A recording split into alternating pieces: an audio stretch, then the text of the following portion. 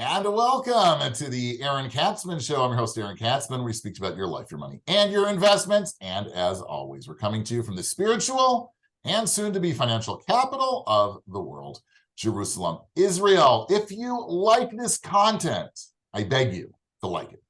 Hit the like button below. Please like the podcast as well. And if you've not yet done so, please subscribe to both the podcast and the YouTube channel. We are back after a brief delay, actually speaking about financial topics, go figure.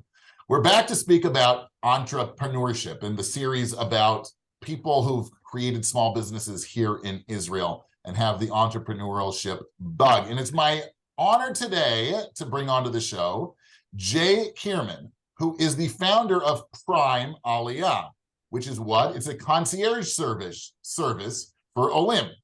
His first calling was in the finance field, but after making Aliyah himself, and several years later helping many family members making Aliyah, and all the bureaucratic mess that entails, Jay decided that he would create a service that could help others get through the process with more ease. Jay, welcome to the show. Thanks so much, Aaron. Great pleasure to be here. Thank you for having me. I appreciate that. So it's interesting that we've not done this before because we speak about olim who have made Aliyah. It's a natural segue to speak about somebody who actually helps olim, not just olim who make gluten-free ice cream or whatever it is. So tell me a little bit about what is Prime Aliyah. Sure. So Prime Aliyah is a company that really aims to alleviate the stress, the bureaucracy, that overwhelming kind of burden when you first come into a new country, and help you with everything having to do with that. It actually starts way before it. In many cases, people contact us as they're starting to think about their process for coming Aliyah. They're thinking about it a year from now.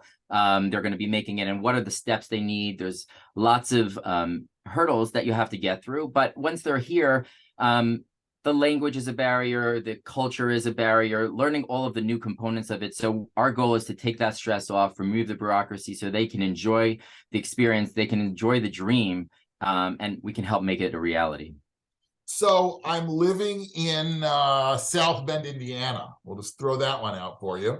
And I got the bug, right? I was at a couple of the Nefesh B'Nefesh seminars, and I'm all excited, I'm all jacked up, and I want to make Aliyah. And I don't know where to start.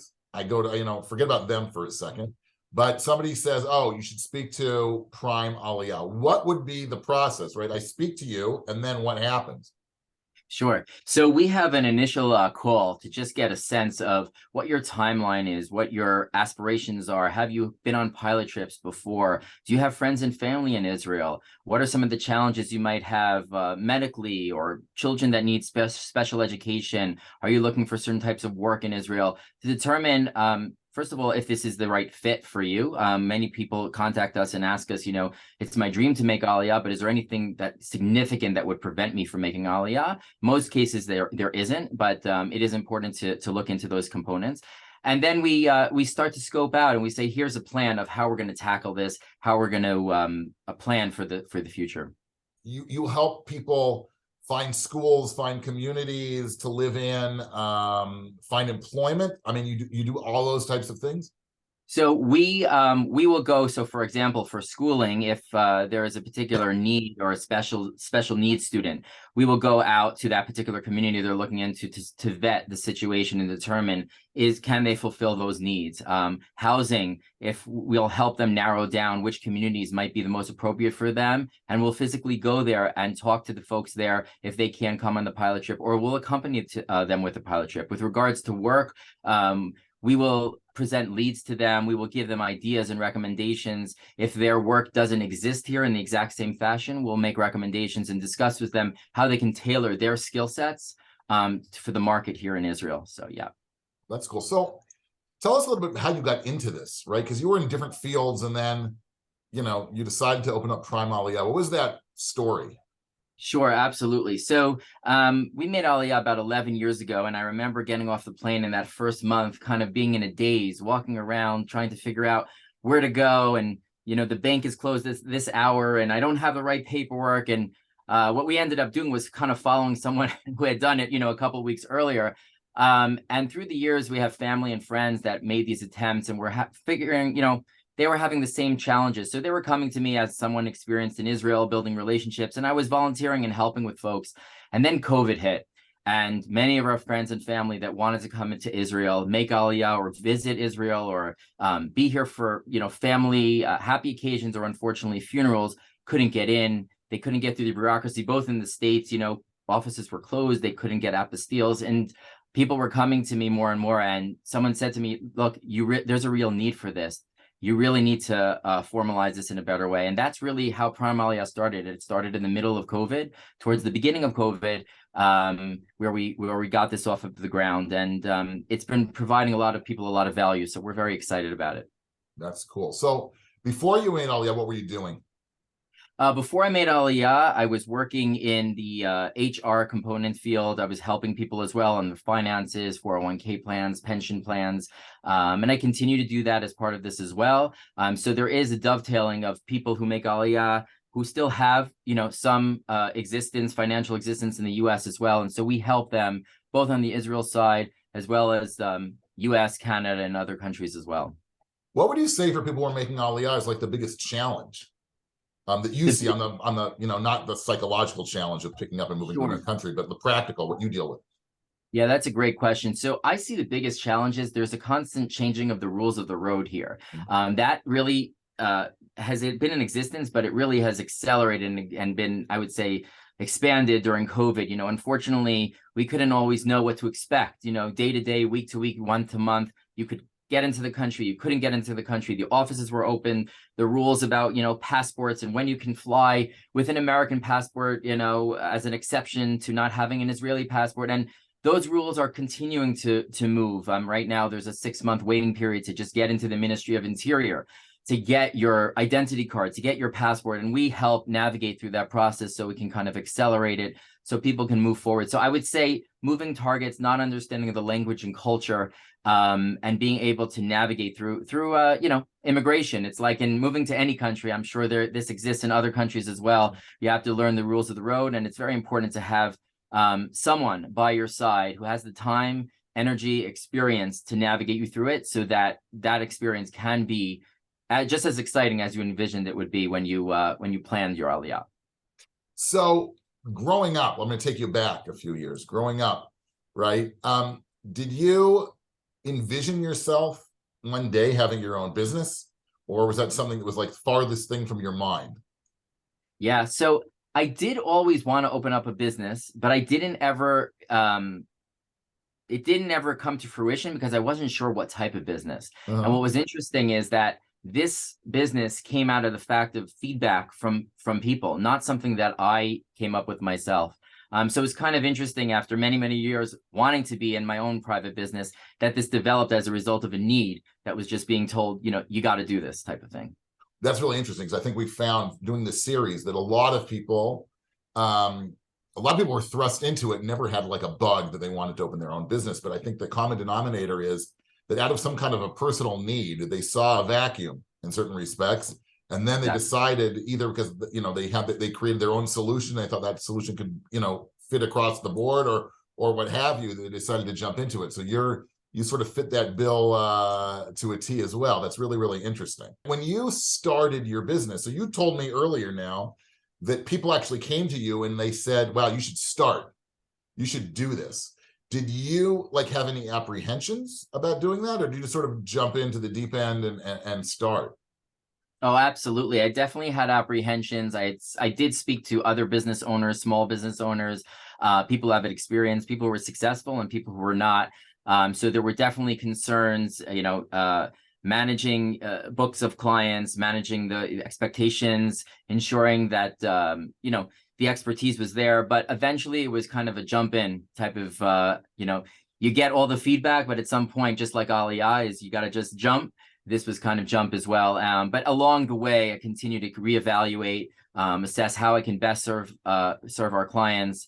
So I am very excited that I did take that jump. What do you, as an entrepreneur here, right? You probably, even when you were growing up and you said, well, I always wanted a business, I didn't know what, you probably never envisioned that business would be, 10,000 miles away in a country with a different culture and a different language. That's I can pretty much, that's yes. probably the truth, right? Yes. So as a business owner here in Israel, what do you view on your end? What are sort of the biggest challenges that you face? Well, I think, a few of the challenges are, people come into Israel, from different backgrounds, different countries, and they're coming to Israel for different reasons. Most are, for Zionistic reasons, but other people are here because, their kids are here and they need their kids' help. Their grandkids are here, or they have a certain, business type of venture that they want to work with. So the challenge is to figure out how we can customize it best for each client, because it's not a cookie cutter type of situation that we're trying to propose here. We want the best success for our clients, and in order to do that, the challenge is to figure out for them what is it that's going to make them successful here. And in each case is really a case-by-case basis. We have our overall general philosophy, but we customize each one, and that I think is the biggest challenge. Thankfully, though, we've been really successful, and that's by getting lots of information at the outset and starting as early as possible. That's helped us to be successful in that manner. What would you tell? Maybe they come to you as part of your service, right? Somebody's thinking about making Aliyah, and they're thinking about starting a business here. What would you tell? What kind of advice would you tell them? Would you tell them to go for it? Would you tell them to wait a little bit and get a normal 9-to-5 job and a paycheck? Like, what would you tell somebody in that situation? So it depends on their, finances. I think when you first come here, you need to have a good nest egg to start out that first 12 to 18 months. So I would recommend that someone ensure that they have that if they want to start a business, that they do have that set aside. If they don't have that, I would start with, a steady kind of employment, salaried employment, but at the same time, exploring opportunities out there, discussing and talking to other business owners. There's organizations here like Mati and others where they can give you advice and suggestions on what it's like to open a business in Israel, what the different categories of business owners are, what are some of the desires, or what are the, what are the needs here in Israel? If your business is something that's really sought after, is it's cutting edge, etc. But I would recommend that someone thoughtfully, carefully think it out, and come prepared, especially if they're just coming off the plane. It does take time to get adjusted into the country and understand that, the culture here. Right. And a lot of things that we've heard is that it pays to speak to people, right? People here, Israelis especially, are always willing to share their opinion. And they'll tell you if they think what you've got is a good idea or not a great idea. And yes, you don't have to obviously make your decision based on that, but it's good to get that kind of feedback because they can bring, their networks. And Israelis are interesting. They're interesting when it comes to this. I found speaking to a lot of people. I don't know if you had that. Did you? You probably didn't speak so much to Israelis about starting a business, but yeah, they're always the pessimists, and then they're the optimists, and you're crazy. No, go for it. What was you don't have to worry. You don't have to worry here when you're in Israel, because you will get it on all ends, which is great, because you'll find out very quickly what they like, what they don't like, whether they think, there's a need or not a need. And so there's not a lot of guessing work from that front. It's more of a research and understanding, how things work here and the policies and procedures, and there are checklists here, etc., and just understanding those components. But it was great actually to get feedback here initially from all folks, citizens that have lived here their whole life and people who have come, as olim. That's really cool. Give a tip, let's say, to one of the people who's reaching out to you, who's still in South Bend, Indiana, right? And they're thinking about making Aliyah.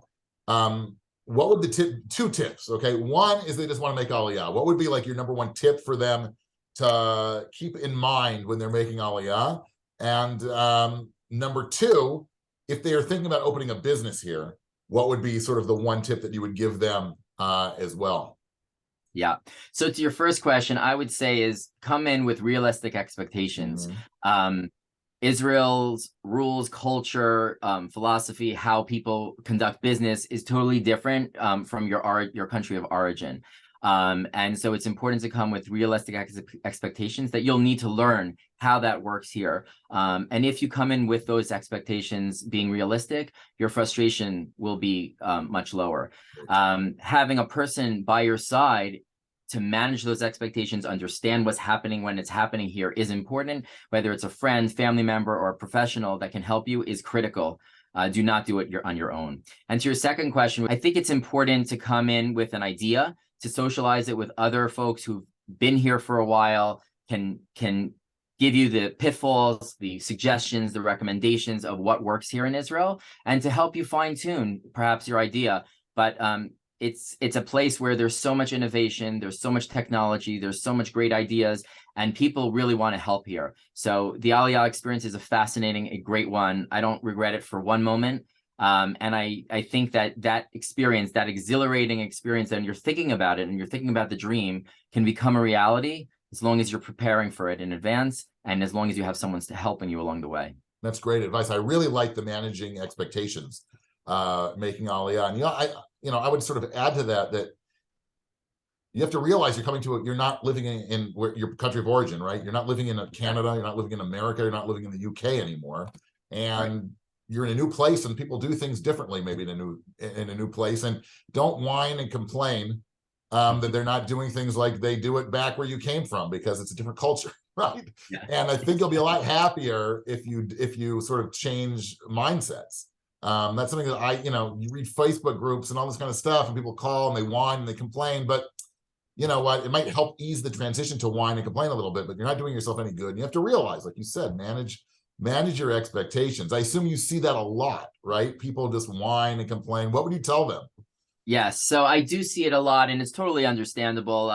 We all experience it. I would tell them that, when you have someone helping you, and I really believe this, when you have someone who has the expertise, who understands when someone's speaking to you here, what are they really saying? My main tip that I tell all prospective olim and people who come here is that in Israel, no is not no.